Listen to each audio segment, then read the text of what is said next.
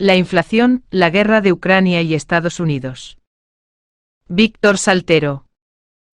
Estamos viviendo el momento de inflación más alta desde hace mucho tiempo. La consecuencia de esto es el paulatino empobrecimiento de los ciudadanos por el desgaste de sus ahorros y la disminución de capacidad de compra con los mismos. Así que, lógicamente, aquellos se preguntan por qué. La respuesta habitual suele ser culpar a la guerra de Ucrania porque ha encarecido el petróleo y el gas. Pero esto es solo una parte de la realidad. De hecho, la mayor influencia de la crisis inflacionaria que vivimos viene de otros factores. Antes de empezar, es conveniente precisar que una moderada inflación es positiva. Pero no al nivel que la estamos padeciendo ahora, pues afecta gravemente a los ahorros, los cuales se van perdiendo según suben los precios.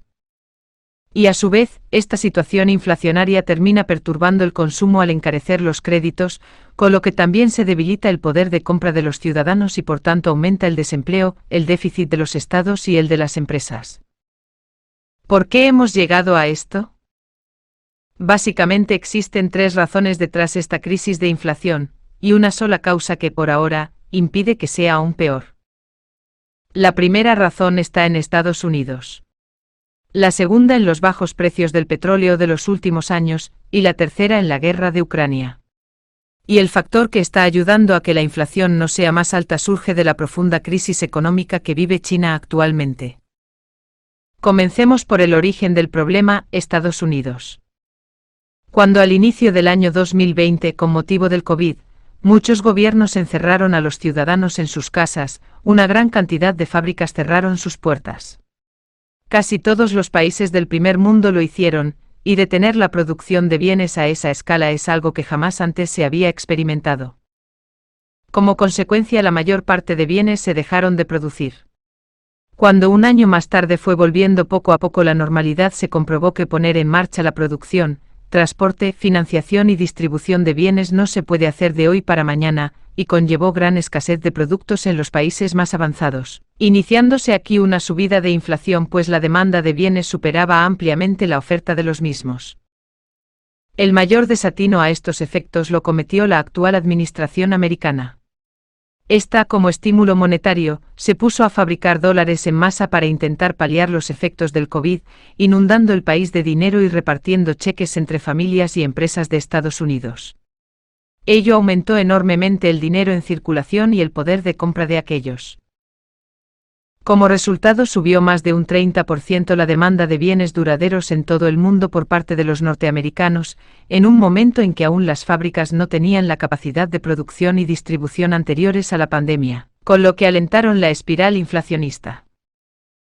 Se comenzaron a manifestar sus consecuencias negativas antes de la guerra de Ucrania. De hecho, Europa, a pesar de que redujo su consumo en un 10%, se vio igualmente afectada por la gran subida del consumo yanqui, pues la influencia de la economía americana, por su tamaño, es global. Este es el factor más determinante en la inflación existente actualmente, aunque no es la causa única. Pero como al final comentaré, el gobierno americano puede y debe corregir este error con medidas compensatorias. El segundo motivo de esta inflación que vivimos está en los muy bajos precios del petróleo hace unos pocos años. Con un pequeño repaso histórico esto se entenderá mejor. Hace años los Estados Unidos y otros países, cuando los hidrocarburos tradicionales tenían los precios por las nubes, pusieron en práctica una técnica de extracción de petróleo profundo y gas, llamada fracking, por la que conseguían extraerlos a precios rentables entonces, ya que en ese tiempo el crudo llegó a cotizarse a $150 barril. Así que aunque esta técnica de extracción tiene altos costos y riesgos, a esos precios era rentable. Entonces la OPEP, liderada por Arabia Saudita, decidió ampliar su producción de petróleo de forma que éste bajara de precio y eliminara la competencia de los americanos. Así lo hicieron, pero se les fue la mano y produjeron demasiado, hundiendo con ello durante años el precio del gas y del petróleo por sobreoferta. Efectivamente, las compañías que usaban la técnica del fracking se vieron obligadas a cerrar pues el petróleo valía menos de lo que les costaba extraerlo. Pero también tuvo una repercusión muy negativa para los propios países de la OPEP, pues sus productos tenían un precio tan bajo que durante años dichos países no contaron con recursos financieros para mantener y modernizar sus instalaciones, con lo que éstas fueron envejeciendo y perdiendo capacidad productiva y de distribución. En definitiva, la industria del petróleo y el gas estaba en mínimos de inversión para su mantenimiento y explotación como consecuencia de los bajos precios. Esto ha conducido a que actualmente, cuando más hace falta por los problemas de Rusia, los países de la OPEP no sean capaces de aumentar su producción con eficacia. No es porque no quieran por razones especulativas, es porque no pueden. De hecho, están subiéndola pero lentamente, porque la necesaria modernización y mantenimiento de sus instalaciones es muy deficiente. Así que necesitan tiempo para resolver este problema. La tercera razón es la guerra de Ucrania. Es indudable que esta no es nada positiva para la inflación, pues significa nueva lluvia sobre un terreno ya mojado al disminuir aún más la oferta de petróleo y gas en un momento en que el resto de los países productores, por lo comentado anteriormente, aún no son capaces de compensar el parón de suministro energético ruso. En este caso estamos ante un escenario imprevisible, porque él mismo obedece a los caprichos y ambiciones de un dictador, Putin, el cual sabe que no podrá sobrevivir políticamente a una derrota militar, por lo que necesita al menos una apariencia de victoria. Esto crea muchas incertidumbres y riesgos globales, aunque es indudable que dicho dictador ya ha perdido la guerra aunque consiguiera finalmente invadir toda Ucrania, cosa que cada vez parece menos posible por métodos militares convencionales. Pero la pregunta a estas alturas es, ¿qué opciones tiene Rusia?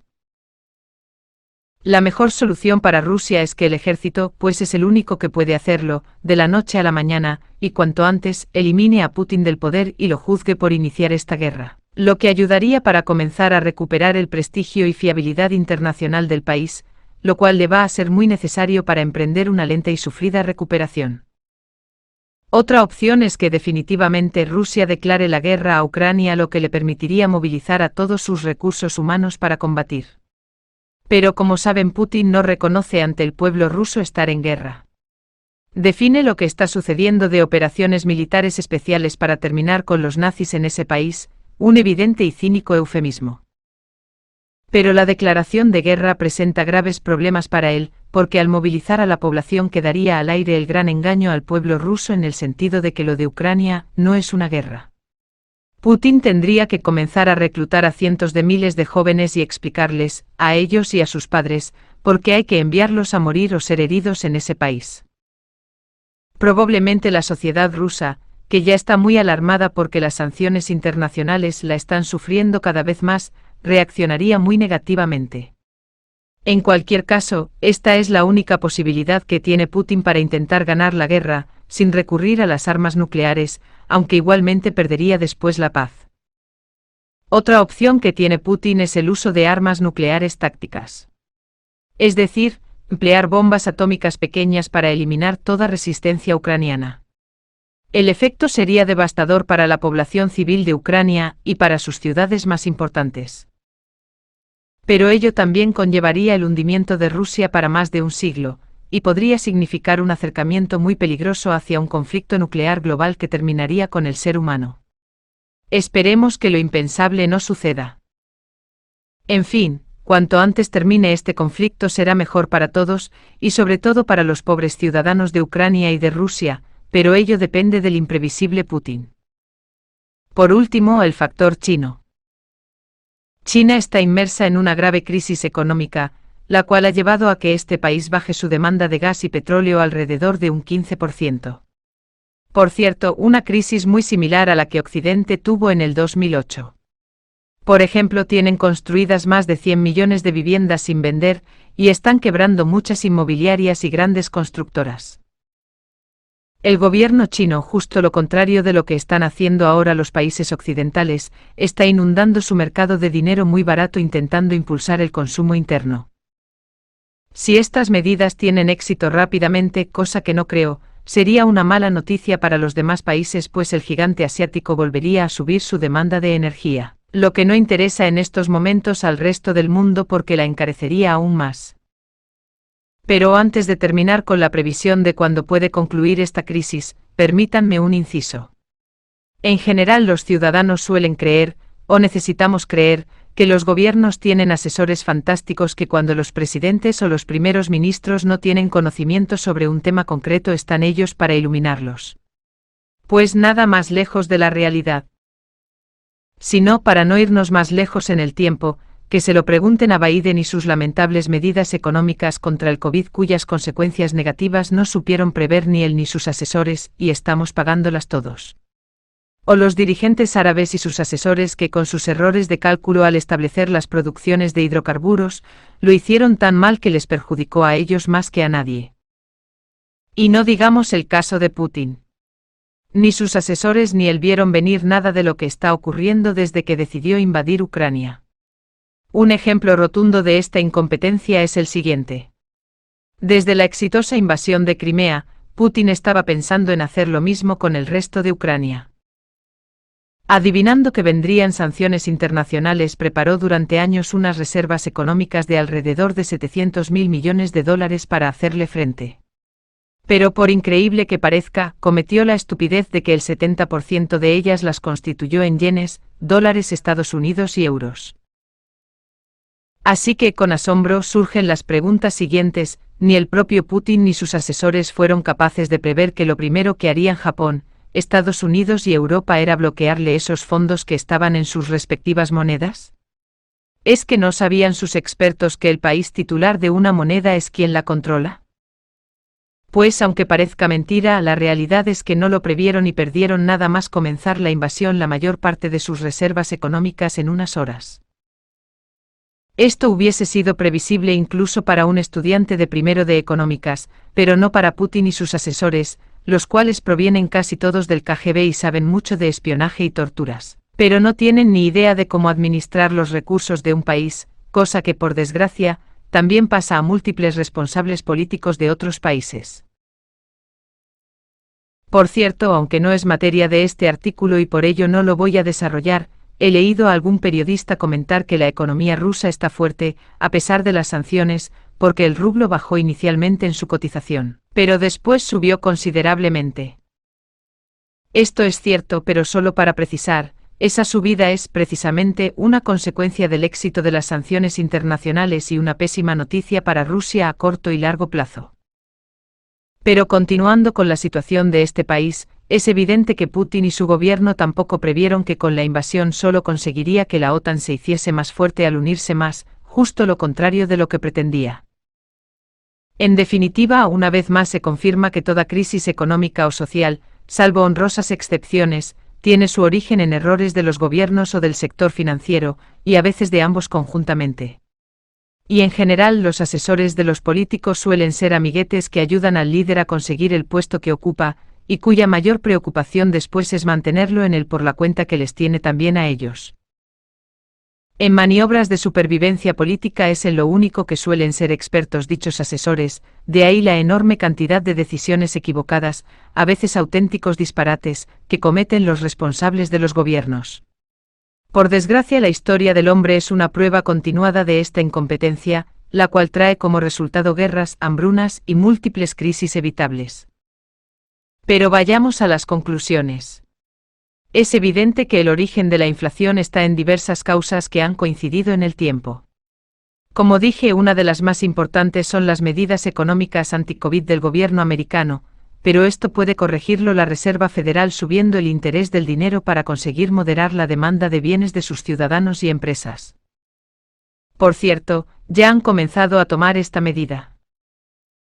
A su vez, los países productores de petróleo, en un tiempo razonable, los actuales precios de la energía comienzan a generarles recursos financieros, podrán mejorar sus instalaciones, con lo que la producción y distribución de gas y petróleo mejorará. Por otro lado, la guerra en Ucrania, en mi opinión, como máximo podrá durar hasta el final del invierno próximo, con Putin o sin él. La razón es que después del invierno disminuirá la demanda de energía en el hemisferio norte, y los países europeos habrán encontrado otros proveedores de gas y petróleo, con lo que al gobierno ruso no le quedará ya ni el recurso de seguir intentando chantajear a sus clientes europeos y no podrá seguir financiando su guerra, pues le es imposible acceder al mercado chino o indio en sustitución de sus clientes europeos, porque las necesarias y caras estructuras para conseguirlo tardan años en construirse. Por todo ello, si ningún gobierno hace más estupideces, de aquí a un año, comenzando en unos meses los primeros síntomas de mejoría, esta situación inflacionaria debe quedar bajo control y la inflación volverá a sus cauces normales. Víctor Saltero. Septiembre de 2022.